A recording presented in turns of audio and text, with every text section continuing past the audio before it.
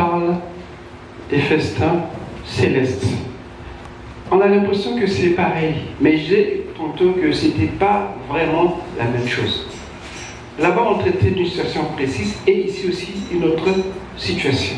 Et c'est sur ça que je vais axer mon message au deuxième service. Vous remarquerez que l'idée du souper dans le ciel était courante chez les Juifs. Tous avaient l'espérance messianique de participer à ce souper parce que descendants d'Abraham, héritiers des promesses. Et Jésus leur dit, attention, ne vous fiez pas à vos naissances ni à vos statuts, mais c'est Dieu qui doit vous y emmener. Vous devez croire en sa parole, vous devez accepter ce qu'il dit. Et pour leur montrer ce qu'il disait, pour leur expliquer, il va prendre cette parabole. Et nous pouvons comprendre que tous ceux qui avaient été invités au départ, tous, personne n'a répondu. Parce que ça ne les intéressait pas ou parce qu'ils ne voulaient pas du tout. Alors, le maître va se fâcher, dit oublie-les, va, occupe-toi des autres. Ceux qui n'étaient pas prévus, ceux que tu ne connaissais pas aussi, mais ceux-là, fais-les entrer. Et voilà que la maison va être remplie par des gens pauvres, des estropiés, des aveugles et des boiteux. Et à la fin, contrairement à Matthieu, là-bas, ils sont prêts à manger, mais ici, le maître continue, il dit, il va encore en appeler d'autres. Ici, il y a une action continue, alors que là-bas, l'action est presque finie. Et ce qui nous intéresse ici, c'est ce que je vais dire ce matin, c'est pas totalement la fête en elle-même, mais c'est l'attitude du serviteur. Dans Matthieu, on parle des serviteurs, mais ici, on parle d'un seul serviteur. Alors, cela a attiré mon attention. Et c'est ça que j'aimerais parler avec vous.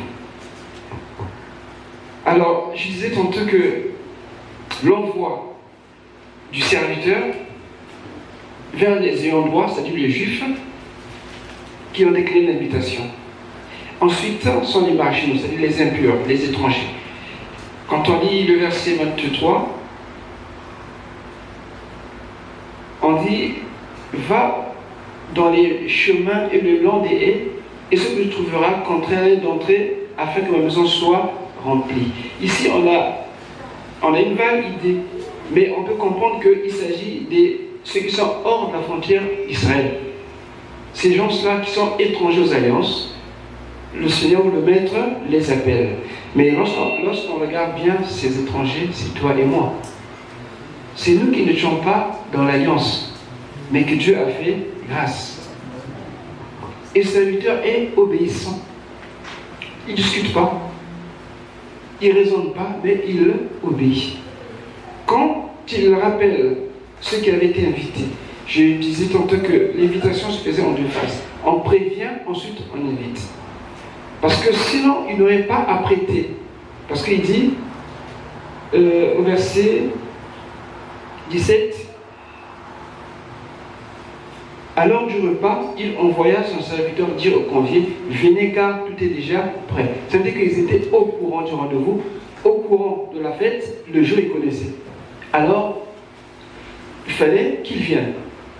Mais on comprend qu'ils avaient reçu l'information, ils savaient, alléluia, mais ils n'ont pas pris la peine de dire qu'on ne viendra pas, ça ne sert pas de vous inviter. Mais c'est suppose que vous êtes tous d'accord le jour fixé qu'on serait là. Et voilà que le jour arrive, personne ne répond à l'appel. En fait, ça parle de ce que Dieu avait prédit par les prophètes depuis longtemps, que le Messie devait arriver, mais ils ont rejeté le Messie parce que nous connaissons à travers les évangiles, parce qu'il n'a pas été cru. Ensuite, les excuses qu'ils donnent, regardez bien, tous de commun accord se mirent à s'excuser. Le premier dit, j'ai acheté un champ. Je suis obligé d'aller le voir, excuse-moi, je te prie. Honnêtement, ça ne se fait pas. Qui a dit acheter une voiture sans l'essayer? Ce n'est pas possible. Qui a dit acheter un champ sans l'avoir vu? Ce n'est pas possible. Comment tu sauras les dimensions? Il faut bien que tu l'aies vu au départ, n'est-ce pas? Donc tout ce qu'ils disent ne tient absolument pas. Et celui qui dit j'ai acheté 5 paires de bœufs, je vais les essayer. C'est la même chose. C'est pas mauvais d'acheter ces choses. Mais quand ça nous empêche de reprendre l'appel du Seigneur, ça devient un problème. C'est bien d'avoir des acquisitions, d'avoir des biens. Dieu aime ça. Mais quand ça nous empêche, quand ça devient un frein, un blocage, ça devient un empêchement de reprendre la parole de Dieu, à ce moment-là, ça, Dieu n'apprécie pas. Et le troisième qui dit, je viens de me marier. Et dans il y a une loi qui disait que le jeune marié était exempt de service militaire. Durant un an, il devait satisfaire sa femme. Mais ici, il ne s'agit pas d'un service militaire. Il ne s'agit pas d'une obligation militaire, mais il s'agit juste d'un moment de repos. Donc, il n'y avait pas d'excuse à ce niveau-là. Mais tous ont décliné. En fait, cela montre que aucun de ceux qui étaient de cette génération du Seigneur ne voulait répondre à l'appel du Seigneur. Parce qu'ils ont tous refusé. Ils ont dit, nous, on ne veut pas de Jésus. Nous, on veut comme roi César. Vous vous rappelez? Ils ont refusé. Non, on ne peut pas venir. Et pourtant, avant, tous les prophètes avaient prophétisé, avaient parlé de ce repas. Mais au verset 15, nous voyons qu'il y a un qui avait dit, qui disait, heureux celui qui prendra son repas dans le royaume de Dieu. Cet homme, ce n'était peut-être pas un scribe ni un pharisien, peut-être quelqu'un de la foule, mais dans chacun des Juifs, en ce temps-là, ils avaient cette révélation, cette connaissance qu'il y aurait un repas au ciel avec Abraham.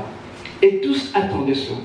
Et je leur dis, d'accord, mais attendez, c'est pas comme vous le pensez. Si vous rejetez le messager ou le message que vous envoyez, vous n'aurez pas accès. Amen. Et donc, dans cela, je disais que ce qui m'attire mon attention ici, c'est le serviteur. Rappelez-vous d'une chose, que le serviteur ici, de manière typique, représente tous les serviteurs de Dieu et aussi les prophètes de l'Éternel, depuis Moïse, David et les autres. Parce qu'ils parlaient déjà de ce jour. Ils parlaient de ce jour, mais personne ne voulait répondre. Personne ne voulait comprendre ce qu'ils disaient. Ils n'en étaient pas conscients du tout, pas du tout. Mais alors, pas du tout. Ils attendaient un Messie, ils ont rejeté le Messie. Ils attendaient un libérateur, ils ont refusé le libérateur. Et qu'est-ce qu'il fallait faire alors?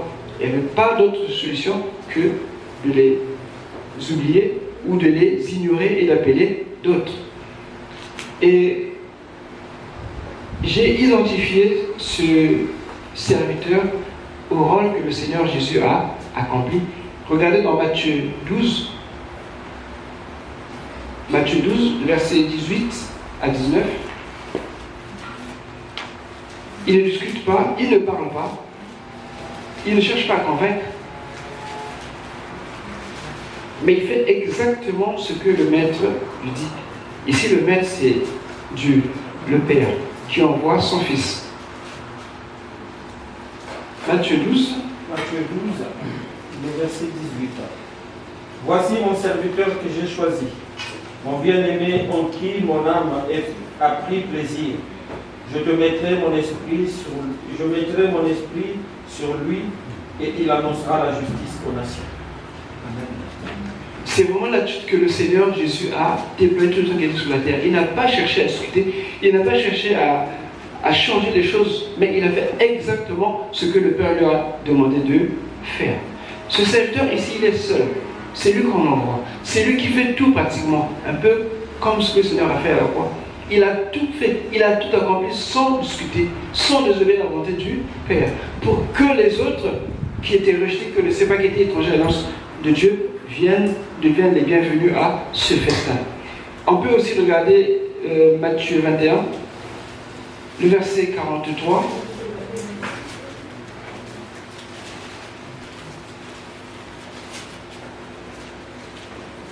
Matthieu 21, le verset 43. Je lis au nom du Seigneur. C'est pourquoi, je vous le dis, le royaume de Dieu vous sera enlevé et sera donné à une nation qui en rendra les fruits. Celui qui tombera sur cette pierre... Juste le verset 43. Okay, amen. Donc, Dieu a enlevé, Dieu a ôté la promesse qu'ils avaient depuis Abraham pour les donner à d'autres. Parce qu'ils n'ont pas honoré celui qu'il a envoyé. Parce qu'ils n'ont pas honoré le jour que Dieu leur avait dit, ce jour-là est sur le point d'arriver, et il a envoyé le Messie, Jésus. Mais ils n'ont pas voulu savoir. Et Jésus parle en parabole pour leur dire que cette fête qui était prévue pour vous va changer. Ce sera pour vous qui serez élevés, mais ce sera d'autres étrangers. Et ici, quand on qualifie des estropiés, des aveugles et des pauvres, ce que nous étions auparavant. Et ce serviteur, comme je disais, il attire mon attention. Pourquoi? Parce que il veut à tout prix faire la volonté du maître. Et aujourd'hui, nous, on se pose la question, est-ce que nous faisons la volonté du Seigneur? Est-ce que dans ce que nous sommes, ou dans ce que nous faisons, est-ce qu'il y a vraiment un soupçon d'obéissance à la volonté de Dieu? Ou bien nous connaissons, mais nous désobéissons en trouvant des excuses comme cela? Et oui, nous le faisons souvent. Ah, j'y vais pas. Ah, j'y n'ai pas. J'ai ceci à faire. Ils n'ont qu'à faire parce que moi. Ben, quand tu le fais, quand tu dis comme ça, bien aimé, tu rejettes la grâce que Dieu t'accorde. Tu rejettes ou tu bafoues la grâce de Dieu. Le serviteur est appelé à faire la volonté de son maître. En fait, ici, Jésus identifie à ce serviteur parce que c'est lui qui va être rejeté, parce que c'est lui qui va souffrir à la place. Mais tout cela pour nous montrer que le festin sera bel et bien là, mais les ayants droit ne vont pas en profiter. Et aujourd'hui, dans l'Église, nous sommes aussi nombreux à avoir des excuses. Quand on dit de faire ceci, de faire cela, on a toutes les raisons. Mais en réalité, ces raisons, qu'elles soient bonnes ou mauvaises, peu importe. Mais quand ça nous met en faux avec la volonté de Dieu, ça devient un problème. Et c'est là qu'il faut faire extrêmement attention. Le Saint-Esprit ne veut pas nous pour contester. Il met en la conviction. Il ne veut pas dire que toi tu as fait, il ne vient pas pour te culpabiliser, mais il te dit ce que tu dois faire. Mais toi-même, tu en es conscient, tu décides de désobéir, tu décides de refuser. Et ça, c'est toi que ça regarde. Ce n'est pas Dieu, ce n'est pas Dieu, mais c'est ta volonté. Et le serviteur ici nous montre, à l'image de Jésus, que ce qui est important pour le Seigneur, c'est de faire la volonté de son Père. Et toi et moi aujourd'hui, quelle volonté voulons faire? La nôtre ou bien celle de Dieu? La question se pose. Parfois, on peut s'arrêter un moment pour voir où je suis. Qu'est-ce que je sais de Dieu? Qu'est-ce que Dieu me dit?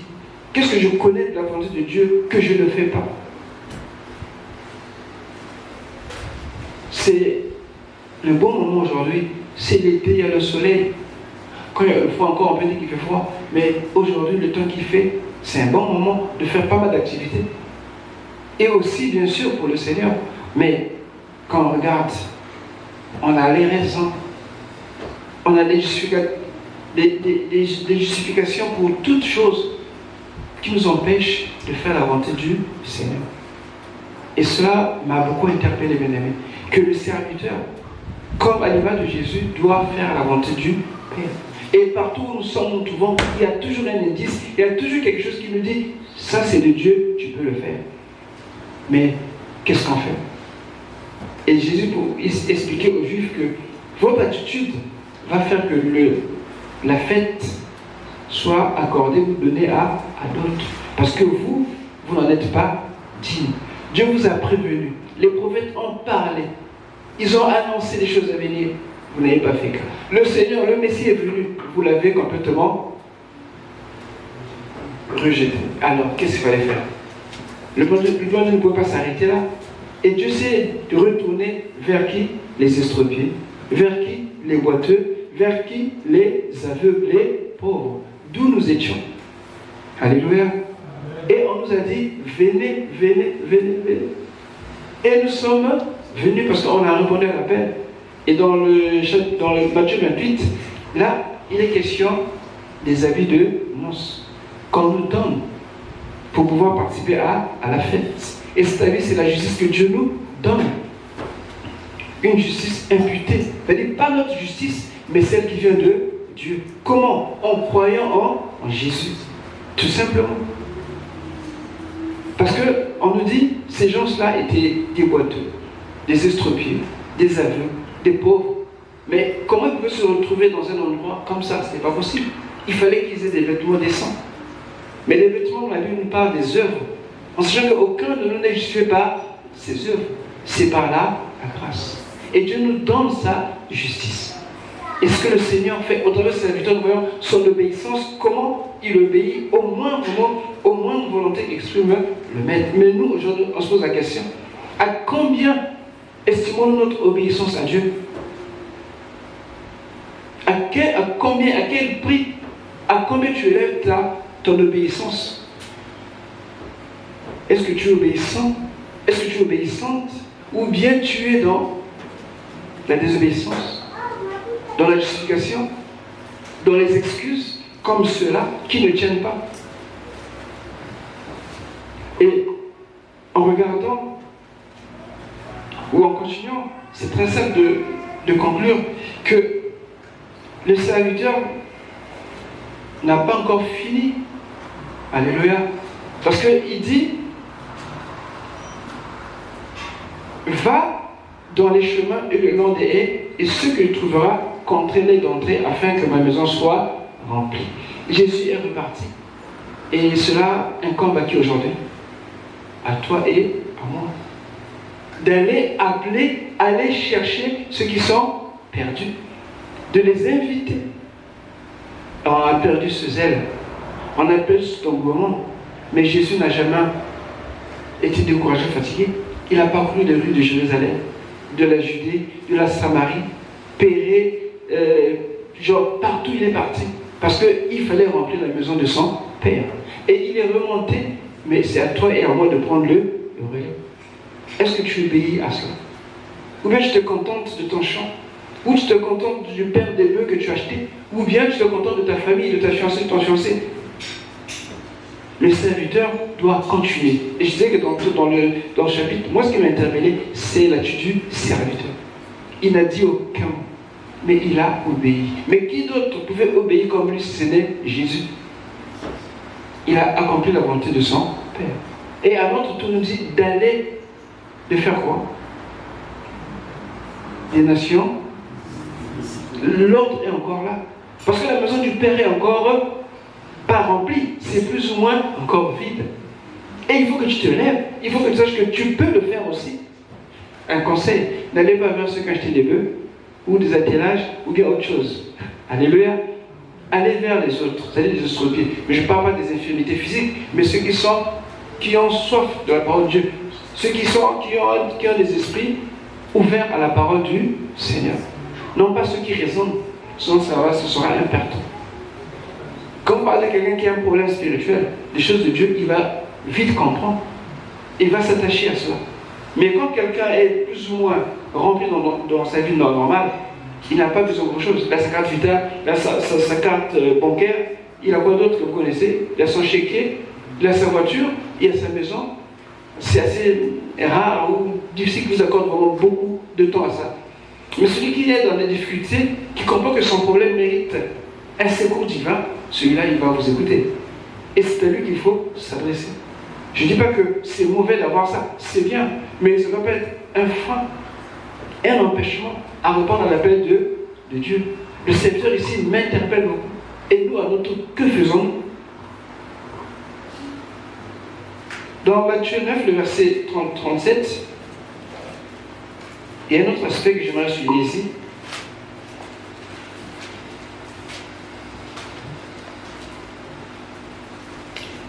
Jésus disait à ses disciples, la moisson est grande, mais il y a peu d'ouvriers. Ah oui. Combien brûle encore pour l'amour du Seigneur, pour sauver les âmes? On se contente d'être de l'église, mais ce n'est pas tout. La vie chrétienne s'épanouit dans le service. Tu ne peux pas expérimenter une vie chrétienne si tu n'es pas serviteur. Dans le plan de Dieu, il n'est pas question qu'on soit des spectateurs, mais on est des acteurs. Il n'a pas dit, allez vous asseoir et regardez ce que vous voulez faire et faites ce que vous voulez. Non, il dit, allez et faites, ce sont des disciples. Le chrétien est celui qui est actif, qui œuvre pour le royaume, qui œuvre pour son Père. C'est ça le serviteur, c'est ça être chrétien. C'est pas seulement se contenter des dimanches, c'est vrai, c'est bien de se rassembler, mais quelque part, tu dois s'aimer pour la vie éternelle. Et cela fait défaut aujourd'hui. On se contente de pas mal de choses, ok, mais ça n'empêche pas d'aller. Parce que dehors, il y a encore des gens qui ont besoin de l'évangile. Il y a des gens peut-être que moi, je n'approcherai pas, mais que toi, tu peux approcher facilement. Il y a des gens peut-être qu'un tel ne pourra pas, mais par toi, ça pourra se faire. Il suffit juste d'essayer, commencer. Le serviteur n'a pas dit, bon, le Père m'a envoyé, parce que non, il est parti que venez, il y a une fête. Peut-être d'autres ont fait, je ne sais pas, mais la plupart ont certainement accepté. Quand on approche les gens, on ne promet pas des choses qu'on ne peut pas donner. Alléluia. Ne promettez pas des choses qu'on ne peut pas faire. Dites des choses comme Dieu le dit. Jésus est sauveur. Jésus te donne la vie éternelle. Il te pardonne tes péchés. Amen. Il donne une nouvelle vie, un nouveau commencement. N'allez pas faire des promesses que vous ne pouvez pas tenir, sincèrement. Dieu guérit, mais ce n'est pas toi qui guéris.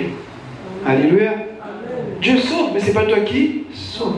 L'Église ne sauve pas. Le serviteur est à même de véhiculer le message fidèlement. Et aujourd'hui, on a perdu cet élan. On a perdu ce zèle. On se contente parfois de s'asseoir, de faire quelque chose. C'est pas mauvais. Mais il faut se réveiller. Il faut réagir parce que l'appel du maître dit que allez appeler ceux qui sont encore à l'extérieur. Amen. Parfois, il y a des vacances qui viennent. Qu'est-ce qu'on fait avec eux à la maison? On tourne les pouces. On suit tous les programmes télé. Après, on s'en va. Peut-être que Dieu l'a amené exprès pour que tu lui parles de Jésus. Et parfois on a peur, parfois on s'en retient. Mais j'aimerais te dire que cette parole, moi, il m'ouvre sur l'importance ou le rôle du serviteur. La mention est grande, il y a peu d'ouvriers. Et cela nous est échu, nous qui avons reçu le mandat de continuer l'œuvre de Dieu. Ne sois pas découragé. Même si les gens ne répondent pas, ne te décourage pas. Continue. Parle, témoigne, invite. Soyons zélés, soyons prompts. Et même, prends le temps de prier pour les âmes. Alléluia. Priez pour les personnes que tu veux inviter. Prends le temps. Faisons l'œuvre d'un serviteur. Sur la terre, nous sommes serviteurs. Aussi, nous sommes enfants de Dieu. Par adoption. Mais il y a des choses qu'on doit faire. Dieu attend de toi que tu t'adresses un jour, même aux voisins. Alléluia. Amen. Tu sais, il y a des personnes auxquelles parfois on n'a pas accès. Mais par toi, Dieu peut les toucher. Le mieux où Dieu te place, cherche la volonté de Dieu dans ce que tu es, dans ce que tu fais. Parce que là où tu es censé être le sel ou la lumière. Tu dois apporter, tu dois pas être complètement dans le brouillard ou bien dans l'obscurité. Le chrétien est lumière. Le chrétien est sel. Alléluia. Amen. Donc parfois, on est devenu trop homogène. On épouse le milieu, on s'identifie à ce milieu, on ne sait même plus. Quand on dit, est-ce qu'il y a des chrétiens là-bas? Personne ne le dit. Parce qu'on est noyé complètement. Mais c'est lui, le Seigneur, c'est apporter les... C'est Dieu qui fait le tri, c'est pas nous. L'église ne fait pas le tri. Tout le monde vient à l'église. C'est comme cet homme. Il n'avait pas des amis de fête, mais il s'est retrouvé avec les autres dans la salle. Mais quand le Seigneur est venu, il a dit, mais mon ami, comment tu as fait pour rentrer ici? Alléluia. Il a été invité comme les autres. Mais sauf que lui, il n'a pas voulu reconnaître qui est Jésus. Et ça, ce n'est pas notre affaire. Notre problème, nous, c'est d'amener les gens au Seigneur. Être des serviteurs. Moi, dans ce texte qui me touche, ce n'est pas l'affaire de même, mais c'est du serviteur qui répond aux attentes, qui obéit. Est-ce que tu es obéissant? Est-ce que tu es obéissante ou tu es désobéissant ou désobéissante à la volonté du Seigneur? Un serviteur de Dieu, c'est celui qui fait la volonté du Seigneur. Et on n'est pas chrétien, ce n'est pas un titre, non. Être chrétien, c'est servir le Seigneur. Être comme Christ. Mais aujourd'hui, dans l'année, regarde, on est pratiquement en août, finissant. Est-ce que depuis l'année, tu as amené une âme au Seigneur? Est-ce que tu as pu trouver un estropié? Tu as trouvé un boiteux? Tu as trouvé un aveugle? Ou bien tu passes, tu leur dis bonjour. Alléluia. Non, je dis ça parce que il ne faut pas que nous prenions l'habitude ou de nous habituer à certaines choses. Nous devons toujours avoir cet amour pour les âmes perdues. Nous devons toujours avoir ce désir d'emmener au Seigneur ceux qui sont perdus. Dieu prend plaisir, croyez-moi. Dieu prend plaisir. Ce n'est pas les grandes réalisations qui ont au Seigneur. Ce que Dieu veut, c'est que les hommes soient sauvés. Et le serviteur, dans sa duty, il n'a pas cherché à dire, mais là où tu m'envoies, peut-être qu'on va me chasser, peut-être qu'on va pas m'entendre. Enfin, ce n'est pas son problème. Lui, il obéit. Et il va. Et la maison n'est pas encore pleine. Parce qu'il te faut. Parce qu'il te manque. Parce que toi, tu dois à ton tour aussi amener des âmes. Est-ce que tu y penses? Je ne sais pas. Mais j'aimerais ce matin un peu réveiller en vous cet amour, ce zèle que vous avez quand vous avez dit Seigneur, je veux te suivre, je veux te servir. C'est bien d'être là. Mais là où Dieu nous attend, c'est à l'extérieur. Amener des âmes. Alléluia. Amen. Amener des âmes au Seigneur. La fête, ça viendra. Et chacun aura sa part par rapport à la fête. Autant des âmes que tu ramèneras. Nous savons que dans le monde, nous avons des estropiés, nous avons des aveugles, nous avons des boiteux. Et ces personnes, il ne faut pas les voir dans cette infirmité, mais il faut les voir dans le sens spirituel. Des gens qui ont besoin de Dieu, qui ont besoin d'être considérés. Parce que pour les Juifs, les estropiés, les aveugles, les boiteux étaient des impurs, des gens qu'on ne pouvait pas approcher. Mais leur dit que Dieu les aime, ça changeait tout. Leur dit que tu as dû prier aux yeux du Seigneur, qu'il a donné son Fils pour toi, pour que tu aies une robe blanche, que tu aies un habit de noces, ça change. Dis, moi aussi Dieu me connaît. Mais oui, Dieu te connaît. Alléluia. C'est vrai ça, mais c'est vrai, Dieu te connaît. Et quand tu dis ça, la personne est soulagée. La personne est touchée. Et l'évangile fait son chemin. Parce que parfois, nous comportons parfois comme des gens qui sont dans des sectes ou dans des milieux carrés, serrés. Non. L'évangile, c'est aller vers les autres, leur apporter le bon message, la bonne nouvelle. Jésus est sauveur. Parce que le Père n'a pas envoyé son Fils que rien que pour une petite minorité. Non. Il l'a envoyé pour que le monde soit sauvé. Et c'est ce qui m'attire dans cette parabole. C'est vrai qu'une parabole a des limites.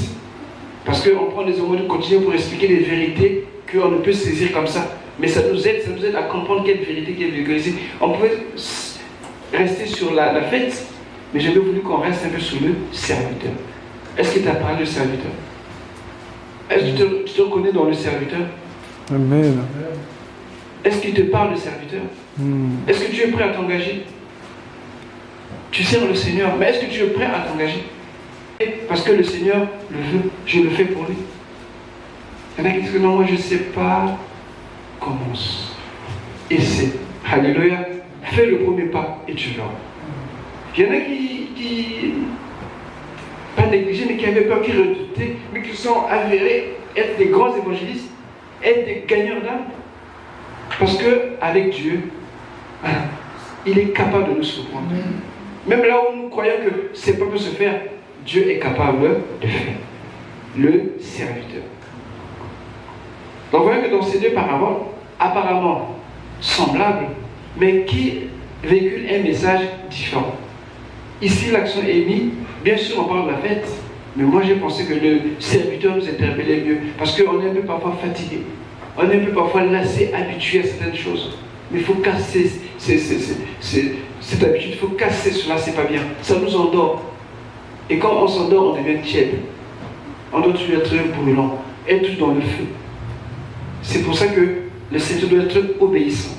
Quand tu es obéissant, c'est-à-dire tout ce que le maître dit, tu le fais. Tu n'as pas un temps pour te reposer, tu n'as pas un temps pour te lasser. Tu es toujours en activité. Et Dieu aime ceux qui sont en activité. Pour l'amour qu'il a donné pour nous sauver, à notre tour, nous devons faire la même chose. Est-ce que quelqu'un est prêt à se lever pour le Seigneur? Quelqu'un est prêt à dire que maintenant, aujourd'hui, moi, je pense que je peux maintenant faire ceci, je peux m'engager, je peux aussi appeler, je peux aussi interpeller, je peux aussi témoigner. Alléluia. Amen. Alléluia. Amen. Est-ce que tu sens cela en toi? Est-ce que cela te parle? Amen. C'est parce qu'on est ici. Hein. Ici, c'est bien, mais c'est l'extérieur. Parce que là, ils disent que moi, si on me connaît souvent sur l'étiquette du chrétien, peut-être que je vais perdre, je sais pas, ma réputation, peut-être que je serai traité comme ça. Regarde à Jésus. Lui qui était Dieu, il a pris la forme d'un homme. Encore un homme, mais il est devenu serviteur, c'est-à-dire esclave. Alors qu'est-ce que nous sommes et qu'est-ce que nous avons pour ne pas aller pour ne pas faire ce que Dieu nous demande de faire. Sache que là où Paul va échouer, Pierre peut réussir. C'est pour ça que nous sommes nombreux, nous sommes tous complémentaires. Ayons l'esprit du service pour servir le Seigneur. Le Saint-Esprit va nous aider. Sous d'autres formes, on peut dire que le serviteur, c'est le Saint-Esprit, oui, parce qu'il est en toi, il est en moi, il est en nous. Et le rôle qu'il a, c'est convaincre du péché, de justice et de jugement. C'est lui qui le fait. Nous, on fait quoi? On annonce le message, la parole de Dieu. Ma prière, c'est que nous sortons de cet emprisonnement. Parce que nous avons une façon de voir les choses en tant que chrétiens. On se dit que bon, la vie, la maison, le travail, l'église, non. Non. Si on fait comme ça, on devient un secte ou une religion. Nous avons en nous des sources d'eau vive qui doivent jaillir. Amen. Il faut que cela s'exprime. Mais comment? Quand j'ai lu cette parole, il disait que tous ceux qui croiront, non, qui peut me rappeler Marc 15, 16, s'il vous plaît?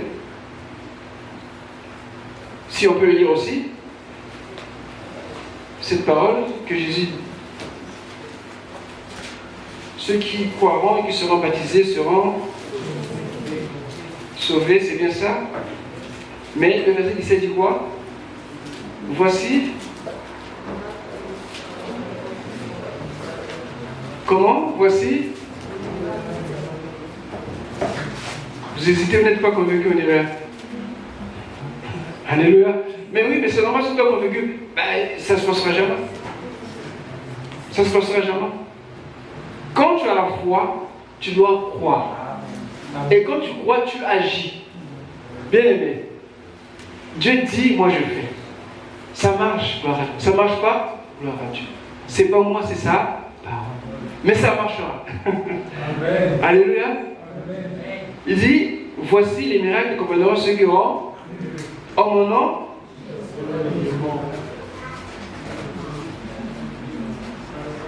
Quand on chasse les démons, tout le monde chasse les démons ici.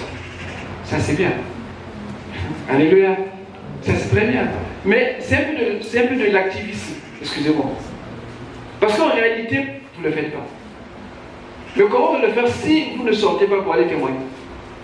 Dieu peut te devant un cas où, quand tu parles à la personne, les démons commencent à se manifester. Et toi, tu vas comprendre que ça, c'est une réaction démoniaque. Tu vas faire quoi? Tu vas contrôler, imposer les mains. Et tu vas voir la gloire de Dieu. Moi, je l'ai vécu. Si j'en parle, et j'en parle parce que je l'ai vécu. C'est pas que je raconte, mais parce que je l'ai vécu. Et tu peux vivre la même chose. Sois serviteur. Serve le Seigneur. Ce n'est pas réservé pour une catégorie. Ce n'est pas en faisant un jeûne de 7 jours ou 40 jours. Ça n'a rien à voir. C'était qui? Ceux qui croiront. Alléluia. Il n'y a pas une préparation pour les saints démons. Excusez-moi. Non, il y en a pas. Mais pour ta vie spirituelle, pour ta croissance, il y a une préparation. Quelqu'un me comprend? Parce qu'un cas peut arriver, tu ne t'attends pas. Tu te dis, attends d'abord que j'ai jeûné, je reviens. C'est possible ça? Non. Aussitôt, tu agis. Tu prends autorité. À l'église, on s'entraîne. Tout le monde, au nom de Jésus, chasse des démons. C'est bien. Mais un serviteur qui veut faire la volonté de son maître, il est paré à tout. Tu vas toujours dans une milieu, tu ne t'attends pas. Et j'ai une manifestation comme ça, là, tu prends autorité. Tu imposes les mains. Et tu vas témoigner si j'ai vu la gloire de Dieu. Il faut qu'on sorte de cet état-là. L'église, elle est vivante. Amen. Et c'est toi qui es vivant. Et c'est moi qui suis vivant.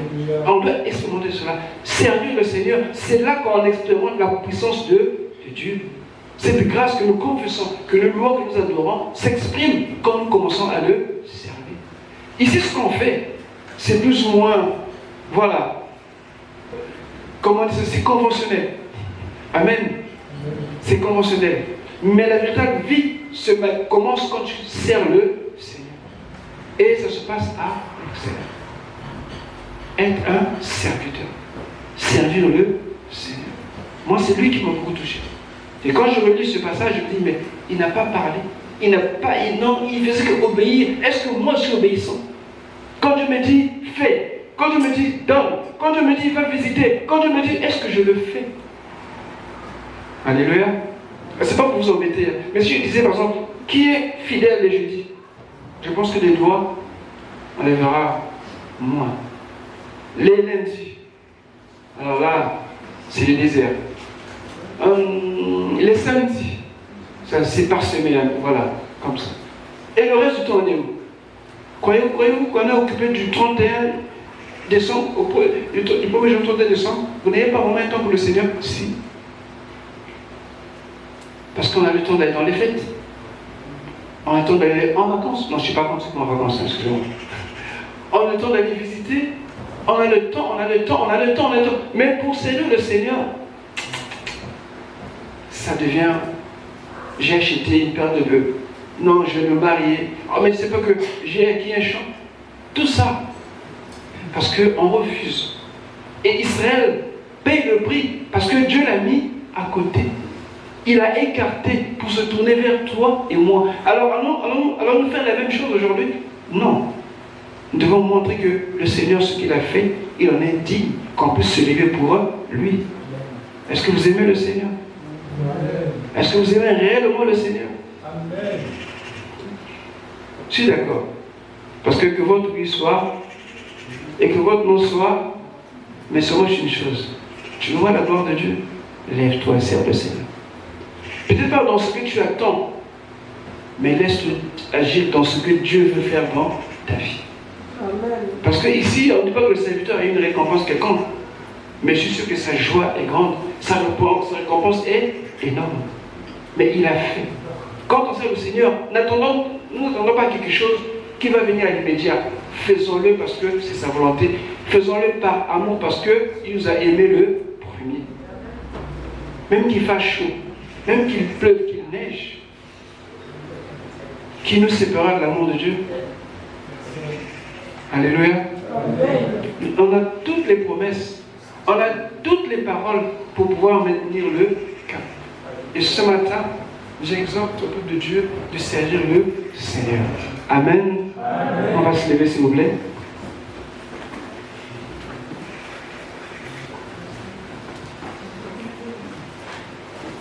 Ma prière, c'est que tu puisses t'épanouir dans le Seigneur.